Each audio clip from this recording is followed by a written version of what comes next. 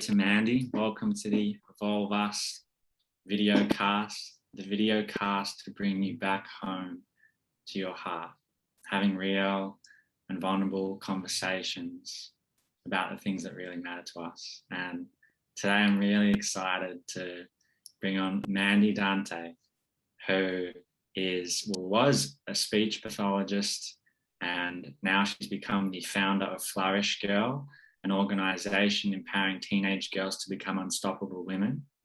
And she's also a content creator and influencer, and a wife to a beautiful husband. And welcome, Mandy. I'm so excited to have you here. Thank you. Thank you for having me. I feel very calm and zen. Just before this, we did a beautiful grounding. So I'm like, whoa, I'm ready. I'm ready. Amazing. And why I've invited Mandy on here is, we've been friends for the last couple of years, and just witnessing her journey, getting to understand the daily inner workings, the struggles, the wins, the things, and then seeing, what she's created into the external world and what people receive from her in terms of her services and, and the benefits I'm just really inspired and amazed at the journey of you really becoming a woman of power and influence. And when I use that word power, I don't mean power over. I mean the power that comes from within you, of just you being you, but like I'm seeing a self-created woman, not just a woman that just followed every path of this is what it means to be a woman, this is how you live life, or this is how you become a wife, but like you've actually created who you are by following your heart. And yeah, like I would love to start off by, just like for you, like, you're empowering teenage girls and women. And I know that's been a really important part of your journey. And, want to connect, the audience with what were the struggles that you really had as a teenage girl, and what inspired you to create this? And then through this journey, who have you become, as a woman and just a human? Yeah. Big question to start off with. Oh man, we are just diving deep. I love it. I love it. Oh, well, in terms of when I was a teenage girl, just kind of winding it all the way back, I think for me, I'm Australian Sri Lankan. So I grew up in a predominantly Caucasian school, but in saying that too, I think even being a woman of color, I feel like I was quite privileged growing up. Like I have a beautiful mum and dad, my older sister, we came from a really beautiful, loving home. And I think, yeah, and I loved, and in that as well, I loved high school too, just in that whole world. But I think the bit for me is I felt like high school, looking back, I feel like I survived high school, but I didn't necessarily thrive. And what I mean by that is, I looked like the happy, friendly girl that got along with everyone. But I think what people didn't really see was that what was really going in within me. And, I think, gosh, there was so many different things. I was really insecure about my body. That was a big one. I remember swimming being a compulsory subject at our high school, and I would throw in the period excuse all the time because I just didn't.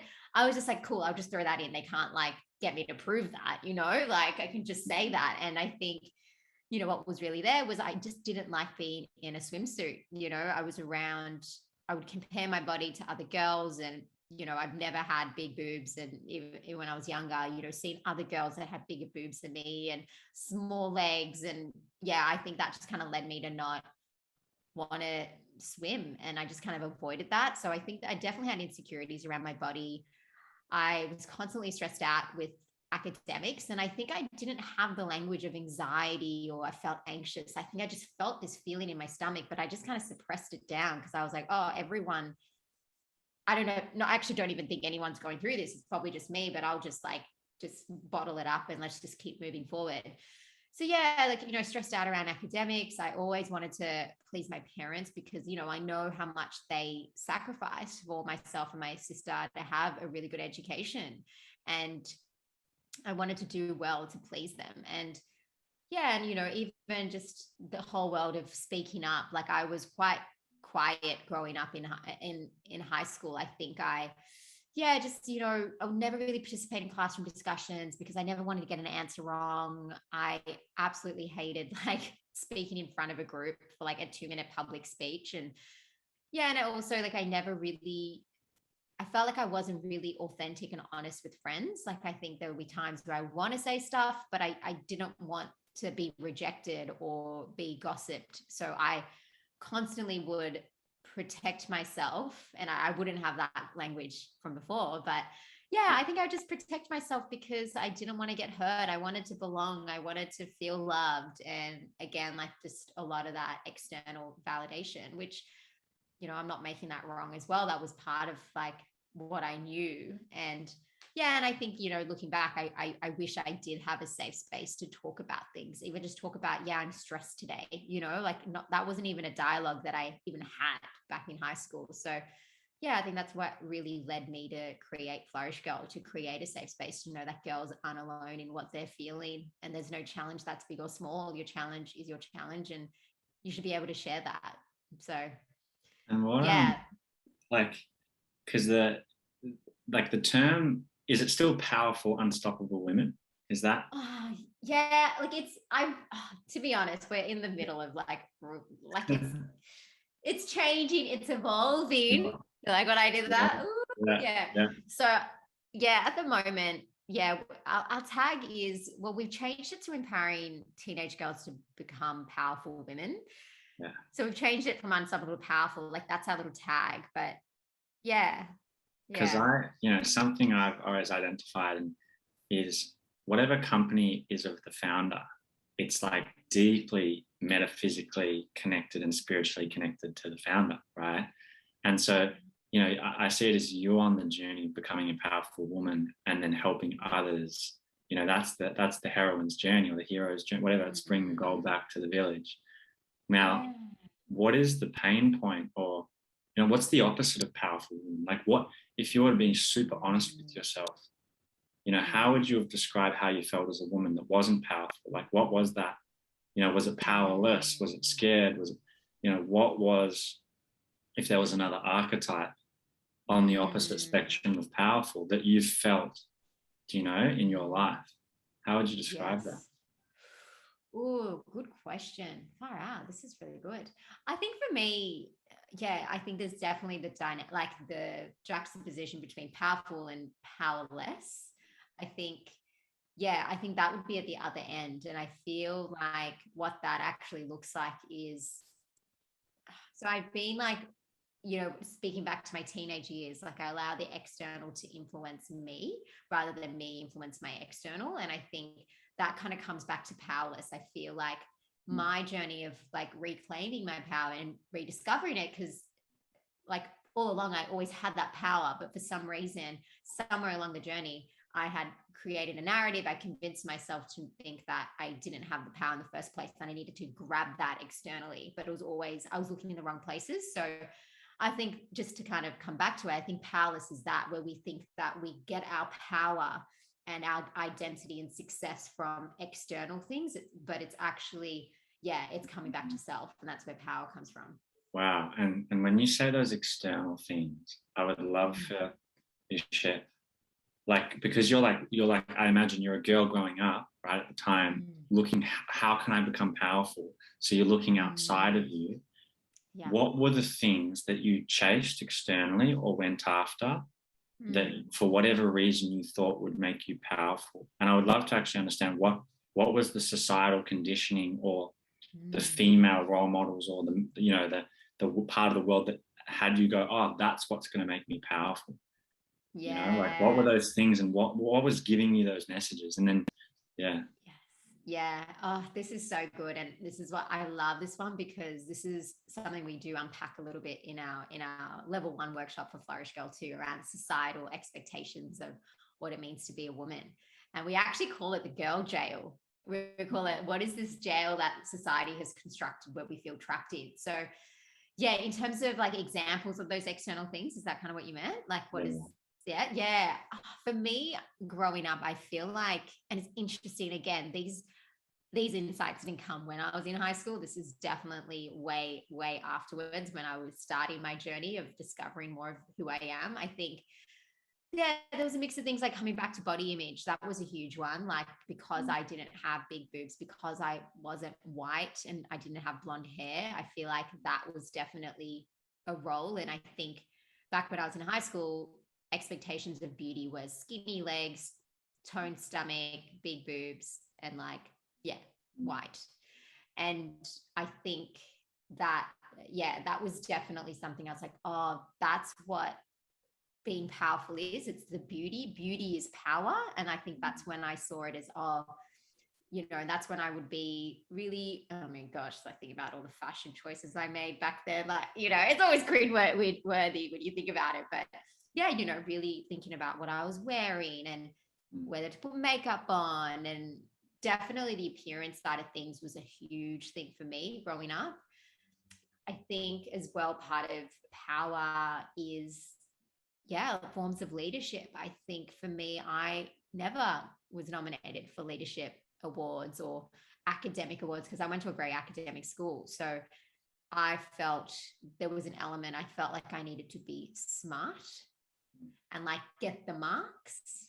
So yeah, I think because I kind of, look, I wasn't a bad student, but I wasn't a really, really smart student. I just, again, I always like, I kind of flew on the radar. I was like average. So I think that was another factor. And I think another thing that really influenced me, that made me feel powerless, was just the world of judgment. I think self-judgment and also judgment of others, and how I personally created narratives or worlds or constructs where I felt like, oh, like it's like I created a whole movie before the movie actually played out. I'm like, oh, and I share this all the time, and it's such a like simple example, but dance instead. But I absolutely loved dancing in high school, like, and I really wanted to try out for Rucker Stedford, which is like, you compete with your school, you represent your school, you compete. And I love dancing. I really wanted to try it out, but I played out a narrative of, oh, but if I don't get in and other friends get in, they might judge me, and I don't want to risk that. So I just never tried out. And it was just like things like that. And yeah, I just allowed those judgments to stop me from being able to actually step into my power. And power is really just being yourself. And yeah, the inside out. So yeah, those are just some tangible ones that come to mind. I mean, interesting there. Like you've already referenced what power is to you. It's the inside out, and then before that, it's like I'm just imagining, a young girl, a young woman growing up, and she's looking for, how can I be powerful in the world? It's like, okay, let me try to be beautiful. Let me try and get in a position of leadership, because then I'll be powerful. Right? Are there other things that maybe not for you, but you see? And this doesn't have to be teenagers, but women in their 20s, 30s, whatever it is. Is there things you're coming across where you're seeing women looking outside, and maybe it's this idea they're looking at this patriarchal men's world, so it's like, oh, they've got that, so I need to have that to be powerful, right? Like, what are some of those other things that you see women chasing to be powerful? Like, what would you say those things are? It's so interesting because I actually find it challenging to answer that, because I could only answer that for the women I truly know at their core, because I get that social media is a construct and I only know one dimension of that woman as well. So yeah, it is hard for me to like just making it to come up with an answer with that. But I think, yeah, and like I can't really fully put something like hit something. Do you know what I'm trying to say? I'm like blah blah blah blah, trying to say what I'm trying to say. But yeah, I think, look, I think there's definitely a theme that I notice with women where, the whole world of being reactive, like being really quick to respond to something. I think, not for me personally, but you just notice things like, some women are really angry. And look, there's an element where I'm like, fair enough. I don't know what you've gone through, but like, yes, okay, cool. Totally. I'm pro-choice for like sharing your opinions. But I think there's a world where, there's a world when you're reacting and you're projecting onto other people, when in fact you need to take responsibility for, just getting the impact of your words on other people. I think that's like, and I think that's a huge one that I've noticed as well. And Yeah, and look, yeah, that's kind of what first comes to mind. And I've been really diving deep into like femininity, feminine leadership, and like just kind of pulling from experiences and or just like what I've observed, and also like sexuality. I think that's a really incredible place for women really access their power. And I'm still on a journey of that as well, but I think it's finding that balance between, and I know we've chatted about this before, around just like sexual power for you, and not it's like it's within, it's like in to out, not out to in. It's not like you're trying to show people that you're this evolved person and da da da da. Like it always comes back to intention. I think whatever you're putting out there, that it's coming from a whole place, and it's not, it's like, this is who I am versus I want you to see this in me. Like there's like a different, there's two different dialogues there, if that makes sense. There's so much I want to touch on there. Okay, great. Because I was just like talking and I'm like, oh, we'll eventually get to what I'm trying to say. When you say take responsibility, where did you first pick that up? Like because some people like may not even have awareness, like that's come from somewhere. Yeah. Where's that like come from, and that integrated into your life to take responsibility? Yeah, I feel like taking responsibility is definitely a language I only picked up on the last few years when I first started my personal development journey.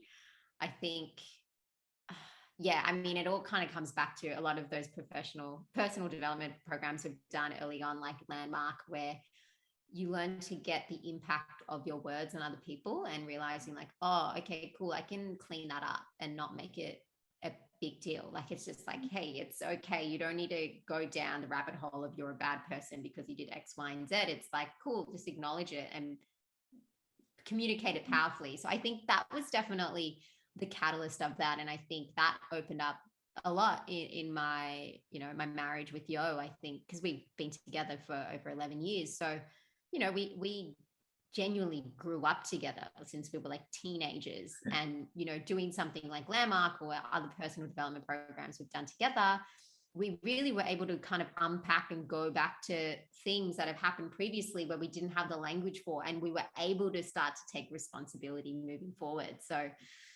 yeah, it requires a lot of slowing down, being super kind to yourself, and it also requires humility. Like, oh, there's so many times that I got on my high horse and I'm like, no, I'm not going to take responsibility. No, no, no, no, no. And like, I'll just get triggered by the word responsibility because I'm like, oh, it sounds so masculine and like structured.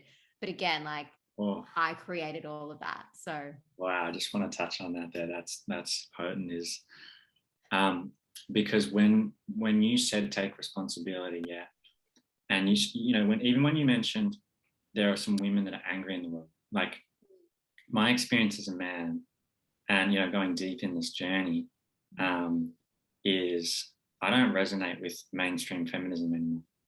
And it's the journey of like, the pain caused by the patriarchy is real for both men and women.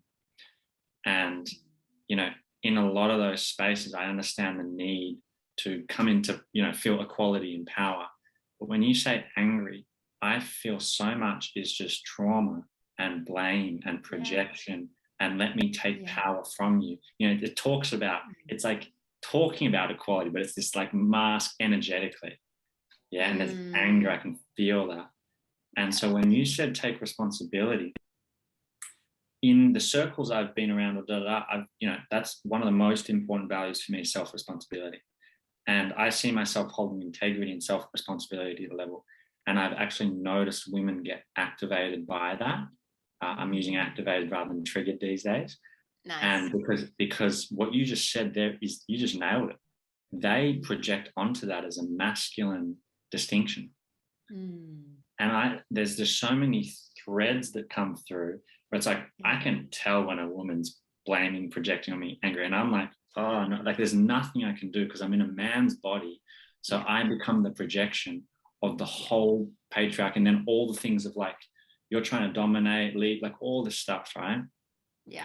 And what you're speaking to just there is, it's not when you get the equal leadership position, when you get the equal money, like, because it's all outside stuff. The money, it's like, let me prove, you know, because I've been suppressed as a girl in this whole world, let me prove that I'm good enough and equal. So when and you get there, and it's like, because it's coming, the intention is from prove energy. It's like great, like, you know, we can celebrate that, but it's like, it doesn't feel like a wholesome heart.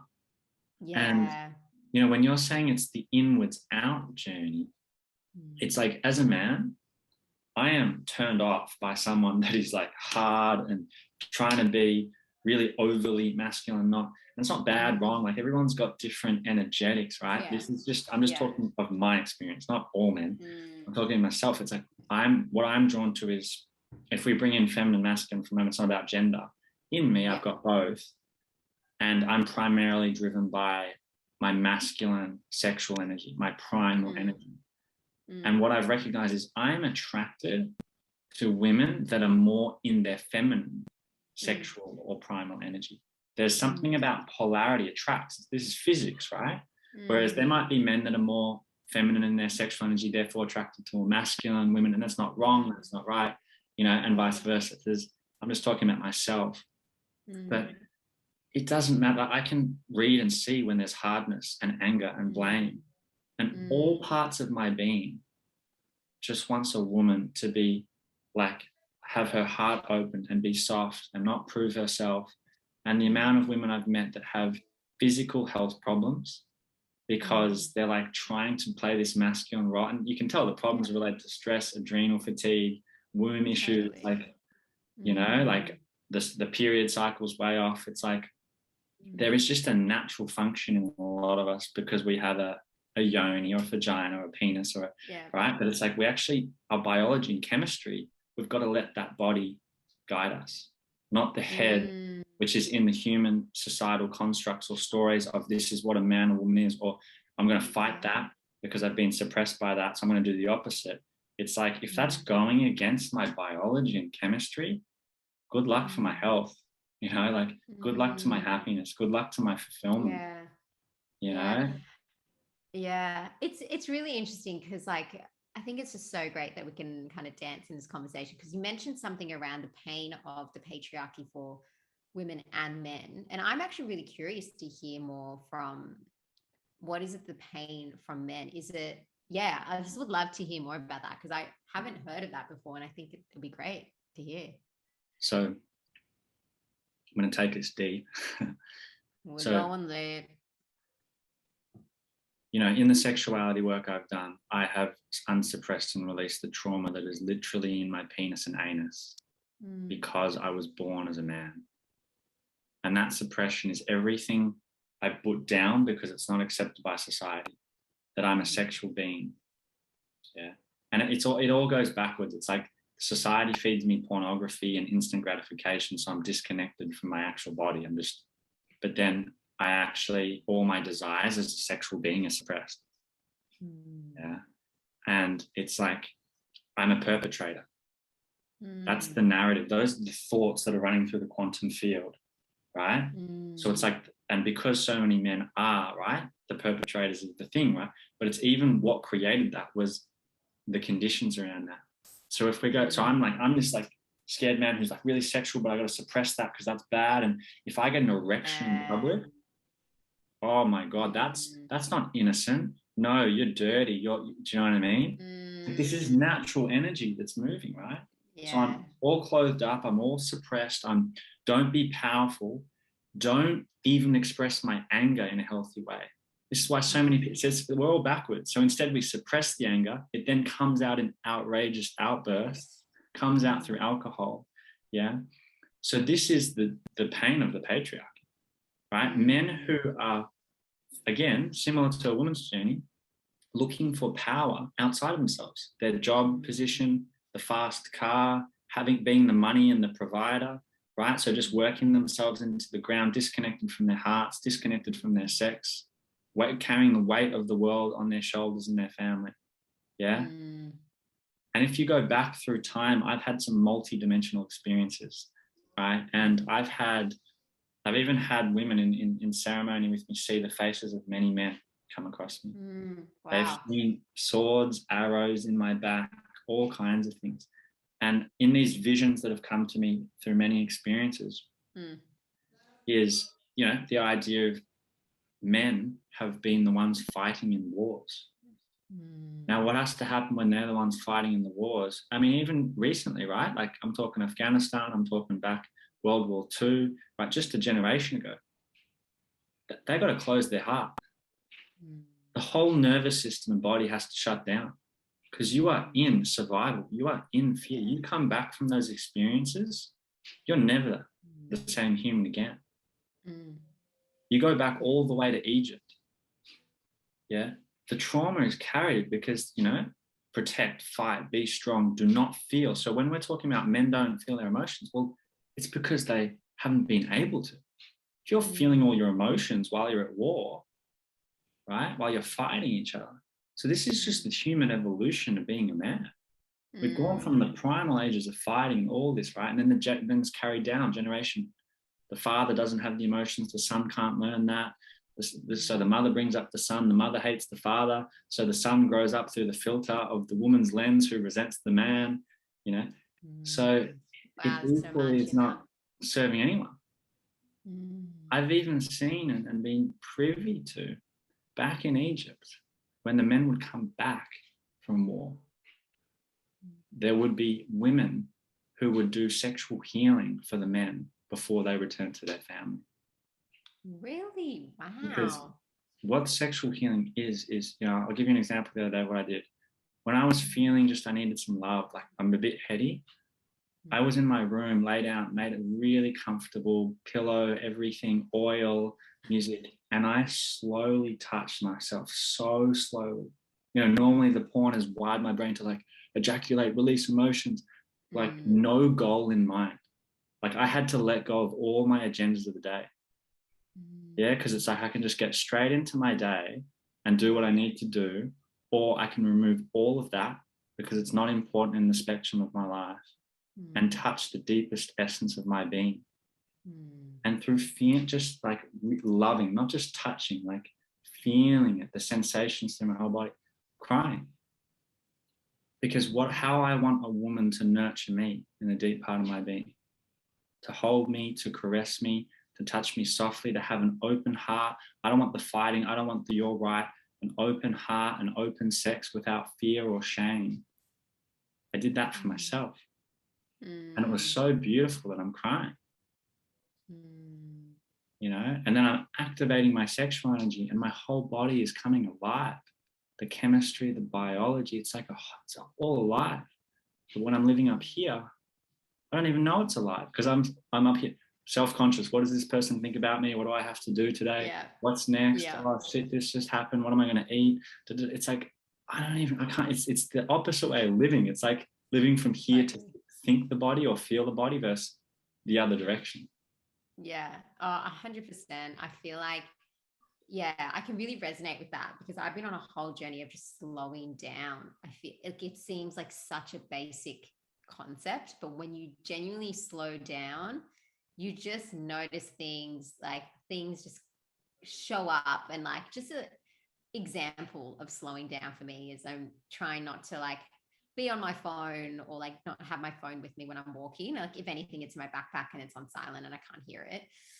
But literally it's amazing because I did a coastal walk the morning, and because I did that, I just noticed more things around me. I'm doing this 9-week program called Embody the Goddess at the moment through Spiritual Fight Club. And one of the things was like, it was just this world of like, it's amazing just how you choose to show up and be in certain situations. Like it's amazing how much more can open up. So like going on that walk, I'm like, wow, I never noticed that nest in that tree. Oh, I never noticed that pile of red bricks over there. Like, it seems very like physical and simple, but it's metaphorical.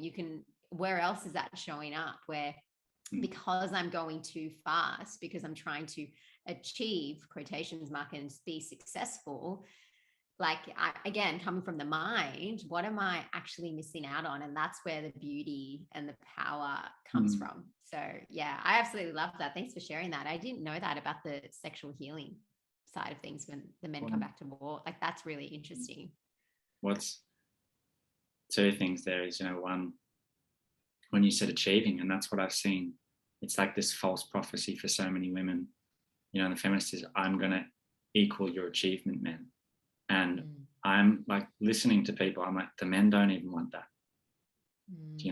It's not a man or woman thing, but it's like the men are doing that, so the women are going, but it's like the men don't even want that.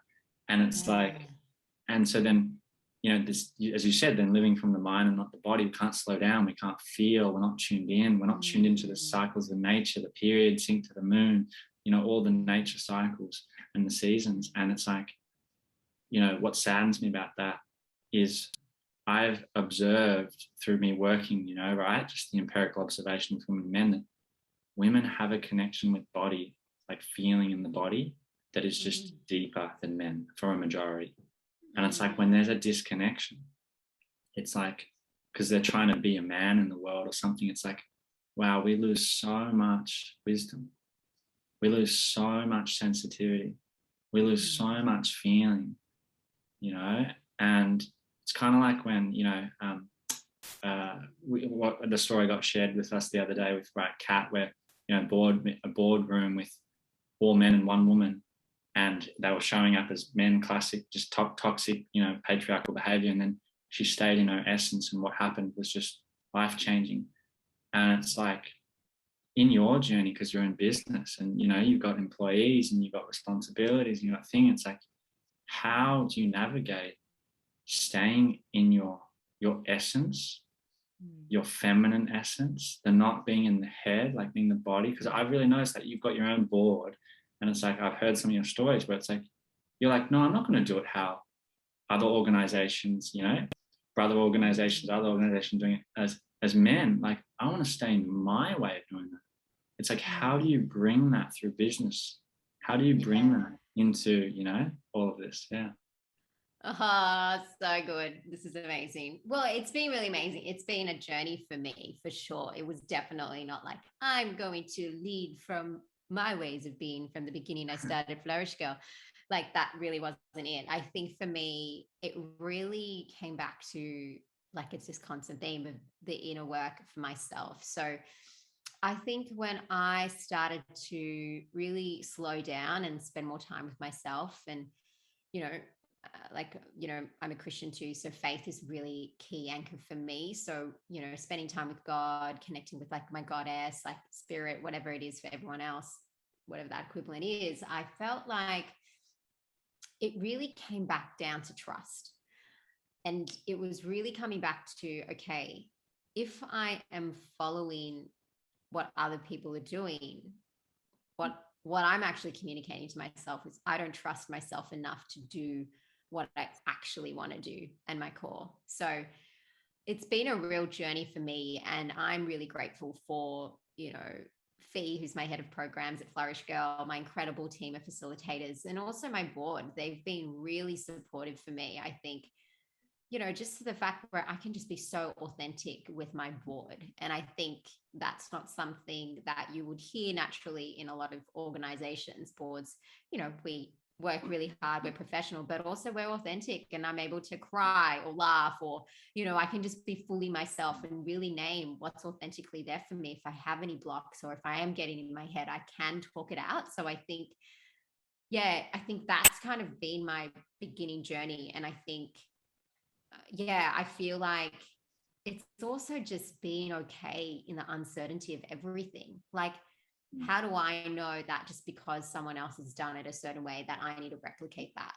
And I need to be okay. And this comes back to trust. Like, I need to be okay that whatever I'm creating, it might be new, it might be different, it might trigger people or activate people, but as long as I'm coming back to self, and it feels like I'm allowing my power to lead me, then nothing else can really, then I just know everything is exactly how it needs to be. Even though it felt so aligned in that moment and it didn't turn out the way it did, I'm like, oh, okay, cool. Okay, I just need to come back to trust and faith, and just keep continuing to back myself.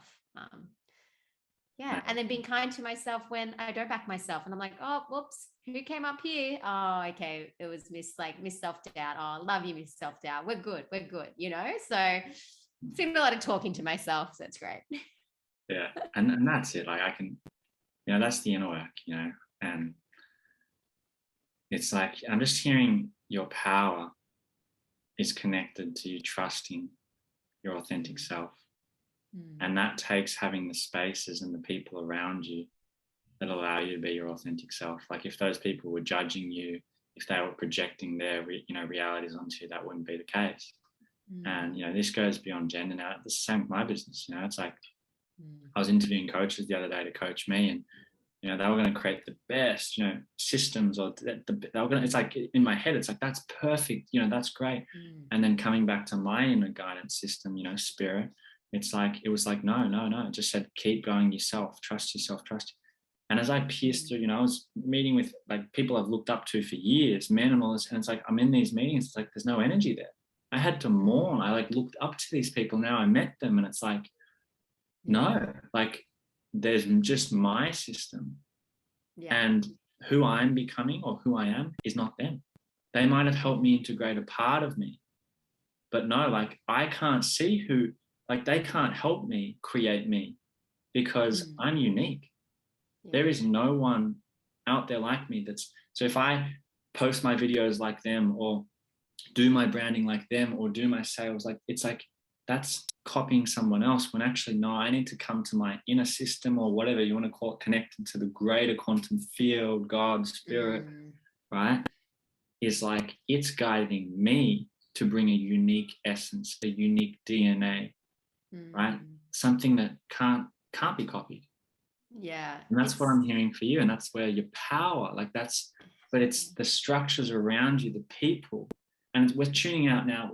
Like we're not trying to fight any social construct in society. We're not hardness or being angry in our heart, right?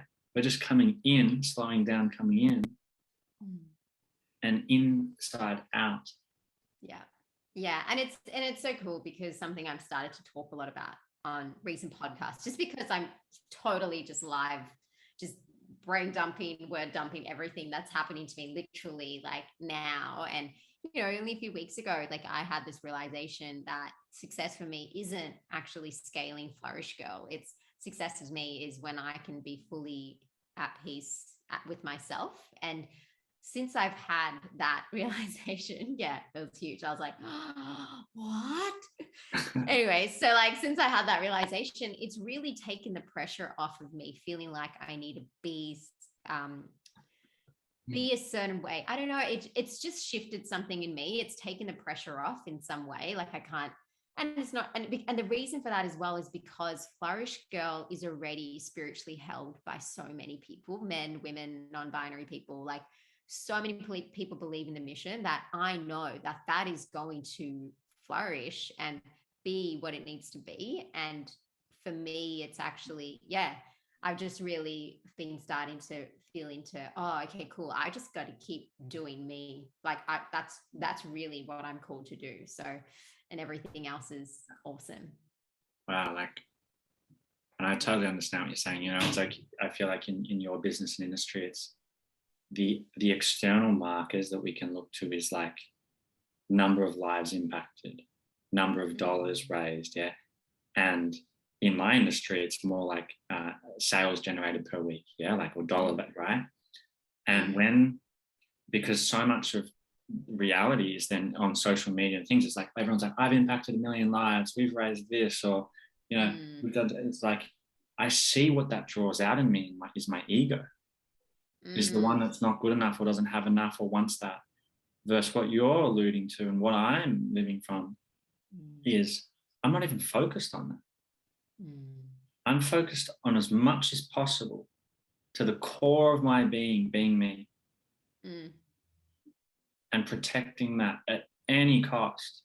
Right? Letting go of friendships, boundaries, like whatever has to happen to be me. Yes. Because that's how I'm actually of greatest service. It's Yeah. like when I see people just constantly like making more money, making again, nothing wrong with money. Indirectly, we actually get more money, we get more fulfillment, right? Because we're focused on just a pure, true essence, right? Mm. And I don't want to just bring the conversation of purity to this. I actually want to bring some darkness into this moment, some like embodiment, some energy. It's like, because you mentioned power a bit, and you mentioned sexuality.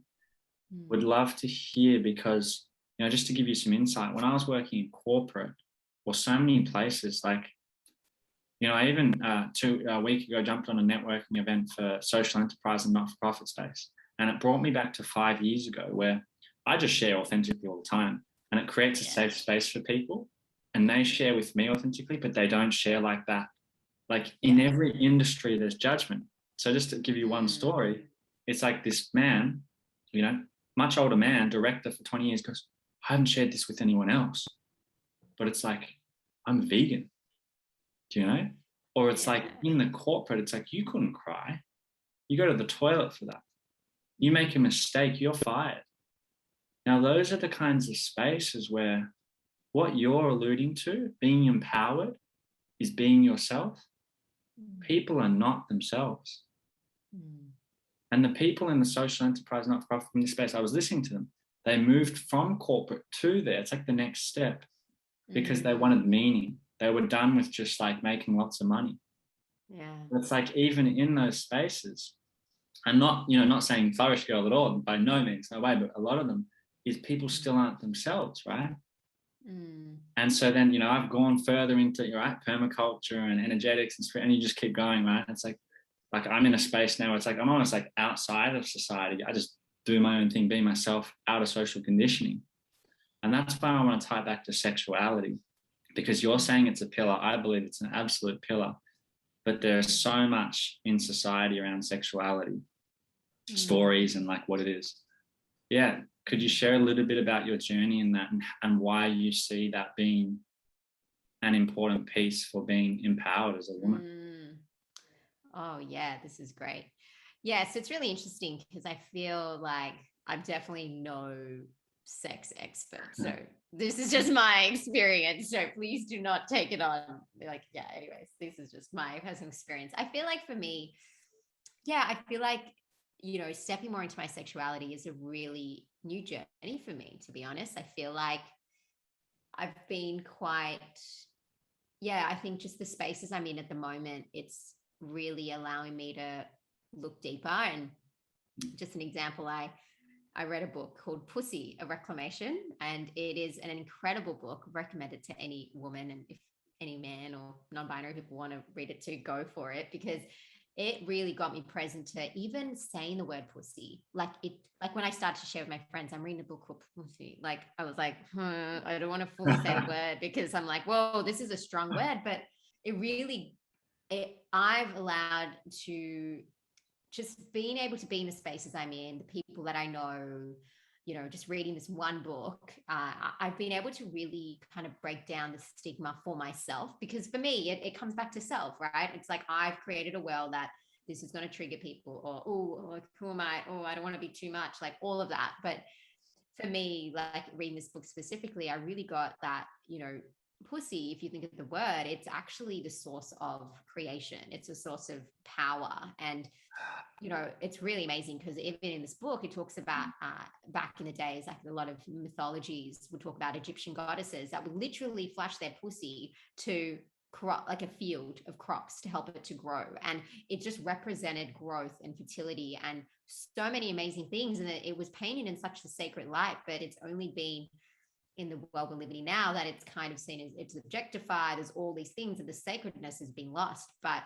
I mean, that's why there's so many beautiful like tantric practices and things in those spaces that allow you to be really conscious around your sexuality. And I think, for me, sexuality isn't really just about sex. It's actually, it's really coming back to energy. And like we talk about the darkness and how, when we tap into our sexual power, it's actually, that's where our dark power is. And it's like with anything, I think with femininity, there's shades of femininity. You've got the lightness, the purity, which you spoke about, but we've got like the darkness, the rawness of it. And so important that we're able to embody that. So for me, I've been on a journey of exploring my dark energy, and yeah, and it's even things like just turning on some really sexy music and just dancing, and and it's like, it might be wearing something nice, it might be putting a bit of lipstick on, it's you're playing with different energies and you just have fun with it. So yeah, and as simple as like even having a bath, like that's sexual power in itself, because you're slowing down, you're being with yourself, like you're feeling your skin, like it's again, yeah, that's kind of just been my experience. But again, I feel like I'm just at the beginning of it, as I know we all are learning forever. And I'm really conscious too, because something after reading that book, I noticed, this is like totally random, but I'm throwing it in there, is I noticed myself wanting to go down a rabbit hole of more of it. But then I really had to pause, because I felt energetically, I'm like, oh no, I'm now trying to get more information to do the bits to be more sexually empowered, when I can actually realize that I'm already there and I just need to slow down, spend more time with myself. And I think there's this, and I'm saying this because I literally just realized this literally 2 days ago. I'm like, oh, that's kind of feeding into my conditioning of what it means to move forward, is to consume more, to like learn more, because I don't have that information now, when in fact I could just slow down and be like, oh wait, I already have everything that I need. So yeah, because I was on a roll of reading like 3 books and I was like super proud of it. I'm like telling all my friends, I'm like, look at me, I'm a reader. And then all of a sudden I got a new book, Come As You Are, and I wasn't vibing it. And I was like, damn, like all of my friends have been telling me this is such a good book around sexuality. And then I just listened to that. I'm like, okay, cool. We're not reading books this month.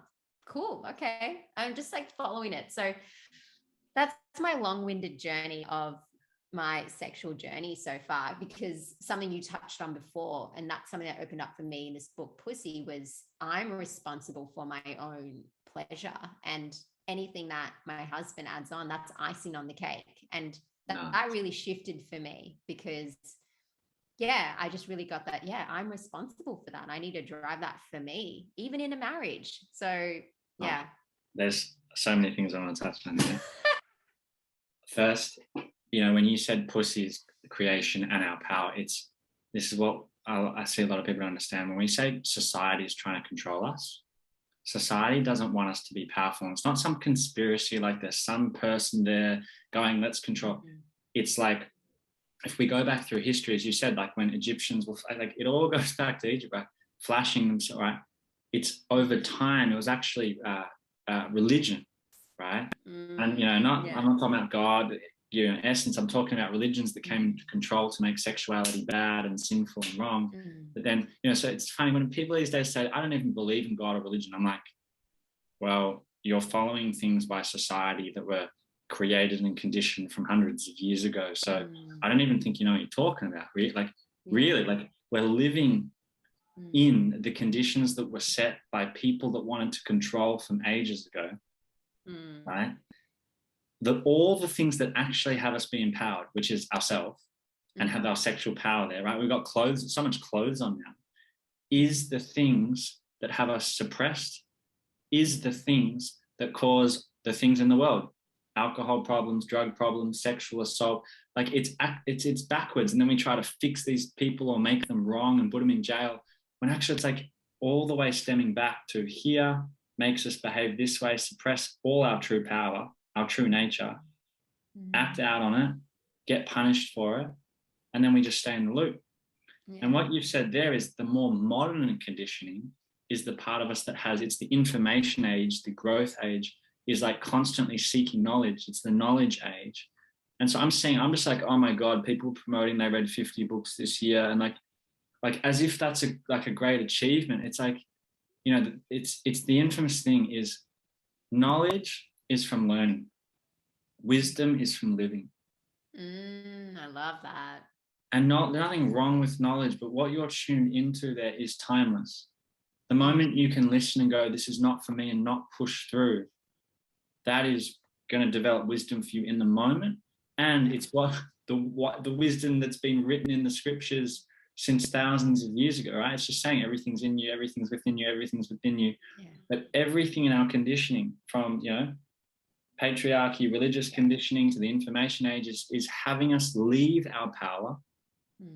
So then when people are having these conversations, hey, you're just a sheep following everything, everyone's like, I'm not a sheep, I'm not a sheep. But we're all blind to, we're like living in fish bowls.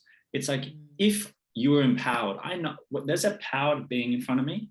They are sexually liberated. They can speak their truth. They can feel themselves. They can be themselves. They're not chasing money, status, power, and like anything. They're just peaceful. Yeah. Yeah, like you said, peaceful and fulfilled in being, in trusting, you know? And even when you talk about the darkness, it's in my journey, I was activated or repelled by people that were in the dark energy when I was in the love and light. Yeah, I'm like, these people are the devil, these people are, you know? And then when I'm now integrated the darkness work, people that are fully in the light, I'm like, oh, like, you're just all love and light. You're not real. You haven't integrated your embodied, your primal parts. You know, it's like now I'm repelled by them. It's like, where are the beings that are connected, open hearts, open light, and I can feel them. They're like primal. Yeah. They're going to claim their desires. Yeah. You know, they got pussy power. Yeah, literally. And it's really interesting because I had this insight recently around, I just got the words that came to me was around, you know, where there is sun and light, there's always shade. And it's like, that really helped me to shift some, because there's like parts of me, like, you know, there's parts of me that are like beaming with sunshine. And a part of me is like, oh, is this real? Like, is this authentically there? And then I realized like, oh, but where there is sun, there's always shade. And I was like, oh, okay, cool. This makes sense.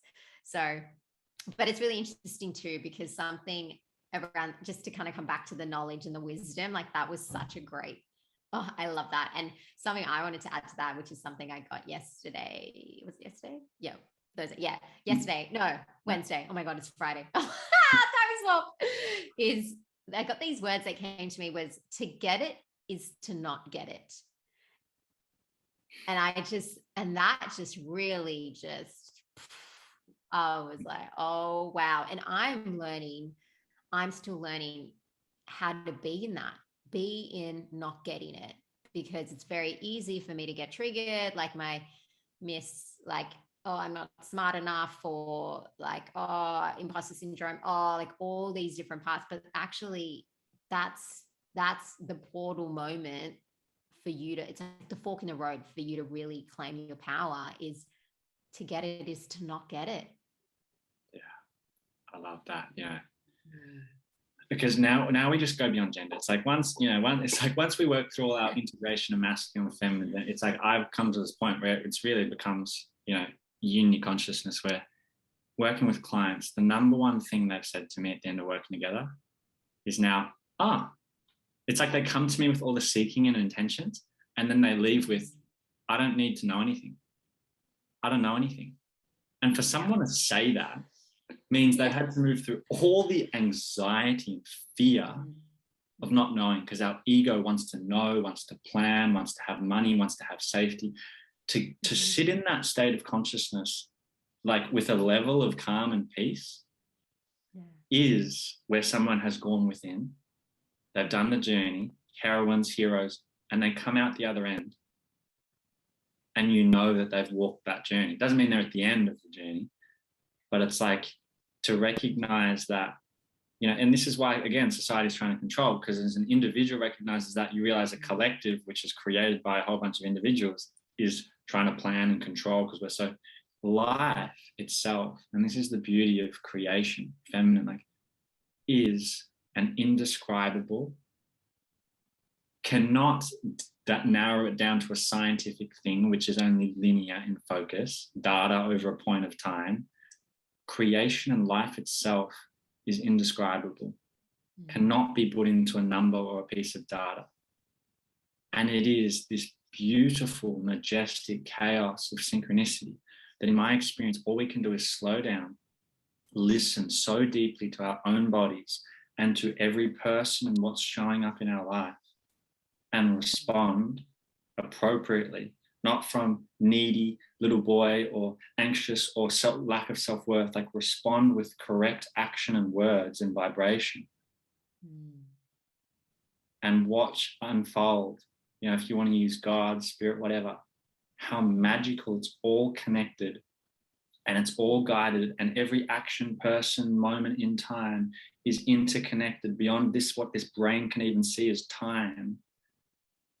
And in that experience of life, if someone can tune into that, in my experience, my heart can't stop opening. I can't stop letting go of pain because it's too magical. I'm in awe and wonder. My innocent child, all the inner child healing, you talk about misdoubt, this is the inner child healing, and the inner child healing is the access to the heart. And it's like, I can't stop crying. I can't not, because it's just magical. Now, if we can move from the start of this conversation being angry, in our pain, trying to fight the world, trying to figure it all out, trying to fill our brain with information, trying to fit in, being powerless, to a conversation, takes a journey. It's not just a jump. Yeah, it might be the 30 centimeters from the head to the heart, they say, is the longest, but then I say it's the extra 30 centimeters to the sex. It's like the life living from there, inside out, is nothing short of miraculous. And that's why, in my experience, we're not living in one world in reality. Out of 7 billion humans, and then how many animals, and then how many organisms in my system, there is billions of realities. Some say there's 12 dimensions, those that have really channeled that through. And it's like, I reckon I've maybe tapped into 5 of those. But it's like, there isn't one world. You can't explain it with the science or the language of one thing. Yeah, I don't know how we got here, but this is where we got. I don't know either. I'm like, we're here. We're here. So I want to finish by asking a question, which is just around, you being empowered. It's like, being an empowered woman, what does that bring to your life? What has that brought to you, your business, your marriage, just your whole life? Oh, this is a good question. I feel like the word that comes to me is fulfillment. I feel like, because I am really on this journey of walking my path and claiming my power, I feel like what naturally trickles from that is I'm just like radiant, and it feels really effortless. Like, and what I mean by radiant and effortless, I just feel like I can just like absolutely love my husband to the core. Like, being together for over 11 years, we're about to celebrate our 2-year wedding anniversary next week, which I'm so excited about. And it's just amazing because I'm really proud of our relationship, and I'm really blessed to have an incredible man that I wake up to every morning, and I genuinely don't get sick of him. Like, I just want to spend more and more time with him. And I think that's really come from me claiming my power and him claiming his power as well. So that's been really beautiful. And I've seen that naturally trickle as well into like my friendships with like my girlfriends, my male friends. And yeah, I'm just able to, I can just have fun. I can be myself. There's no overthinking. And if I overthink, then I just talk about it with my friends, because like I can just do that. And yeah, and like, my family as well, I always have so much love for them, and it's just so fun. Family is just so different, but it's like, it's just always home. I'll always be the little Mandy, and it's nice. It's nice to dance in these different dynamics as well. And yeah, and in terms of my business, I feel like, yeah, it feels again effortless. I feel like, yeah, for sure, I'm always growing. Like yesterday, I was like, whoa, how do I do this? Oh, and then just like leaning into the discomfort, leaning into the messiness, leaning into the screw ups, but it's all part of the journey. And yeah, it's really nice. I just did a episode for the Flourish podcast, and was really beautiful. I just had a guest on, Dakshayani, and it was an amazing episode. But she was just like, yeah, I'd love to like tie this all up in a bow and say this is what it is, but it isn't. And I just love that because, yeah, there's elements in business and there's parts where I'm like, oh, I wish Flourish Girl could be like this. But I'm really letting go of that now, being like, oh, you know what? It's all it's all exactly how it needs to be. So yeah. So coming back to it, coming full circle, radiant and effortless. Wow, I love that. And you know what I've really appreciated witnessing you is I know a lot of people that run businesses, but I've just seen you embodied in your business, like, and you know there are people that I know that run successful businesses and all kinds of things, but it doesn't light my soul up. There's some part in my soul that reads what's happening because they're sacrificing some part of themselves. And it kind of doesn't matter. Like if we believe we're serving, if that's happening, it's not real service. And that's something I really witnessed in you, is that, you know, even when you just like go, like, I don't know how to do that. Like, imagine how many people aren't that authentic. You know, and there's so many moments like that where you share something like that and I laugh because it's just so authentic. It's so, and it's like, doesn't matter. The businesses that say they've, you know, even not-for-profits that funded and saved lives and da-da-da-da-da. It's like, yeah, but were they true to themselves? Were they there for their family? Did their kids see them grow up? Did they have good health? Because otherwise, what's that? That's just self-sacrifice. That's someone not knowing themselves to sacrifice themselves to fit in. And that's something I've really witnessed in you, you know, and there's a wisdom in that. It's embodied and in the business. And when you shared, you know, able to love so deeply, right, your husband, it's like, you know, for me, it touches my heart because in my journey, I haven't met the individual yet that can fully receive me in all that I am. I know it's coming, right? But it's like, and why I'm a coach, a freedom and empowerment coach. So it's like difficult for me to get in a relation or relate with someone and then see the bits where they're not empowered and not coach them, because you can't do that, right? There's the part. But it's like, oh, I just long to meet the person that I don't need to coach, that has empowered themselves to the depths and degrees I have, so they can love me fully.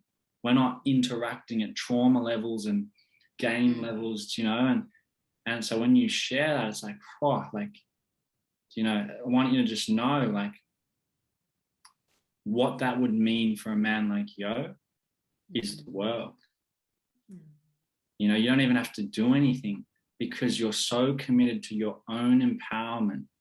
You just be you, and you allow a man to be so loved and receive his love fully, right? It's one of the most beautiful things that we can do in this experience on this earth.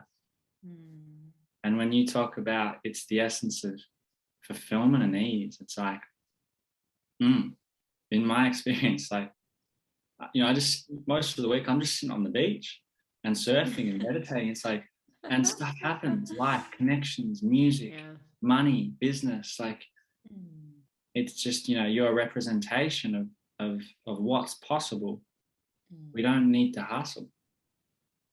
Empowerment, you know, is I'm hearing is ease and fulfillment and peaceful, really. It's not the do, read all the books. So just acknowledging the journey you have been on and you are on, you know, as an empowered woman, and who you get to become for your family and all the women, because all the teenage girls and all the women that get to see you embodied in the business, that's like almost the most important thing. Yeah. Oh man, I'm just like about to friggin', well, I actually got really emotional when you did that. So thank you for that gift, and yeah, for doing this journey with me. It's really special to, you know, journey with so many people and just be with everyone in the valleys, what is it, the opposite? Valleys, mountaintops. Is that what you say usually? The mountain, yeah. Is that what you say? Valleys and the... Yeah, sure. It doesn't roll Quote, for quote some reason. Mandy Dante. You just made it up. It's a new quote. Great. I'll add it to my Apple Notes. I literally have a list. I've started a list, no joke, of quotes where I have like moments where I say something. I'm like, damn, that's good. Started a list. It's great. Oh, but yeah, no, thank you. That, yeah, it really means a lot. Yeah, I feel very full. Amazing. Well, yeah, I want to just thank you for coming on today and having a beautiful conversation and being real and vulnerable and exploring. And yeah, if there's any message or if anyone wants to follow you or follow your work, what would they do?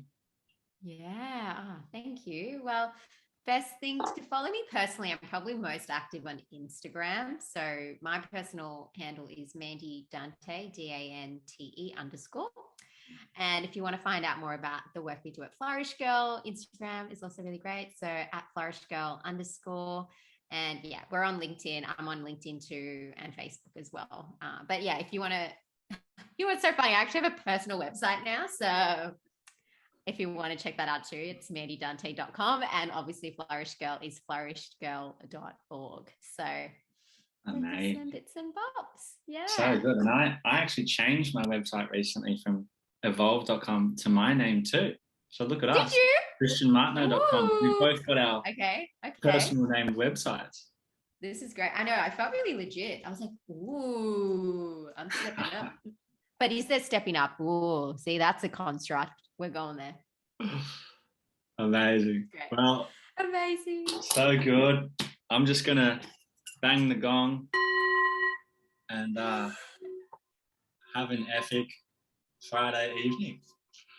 Thank you. Thank you for having me. This has been such a beautiful conversation.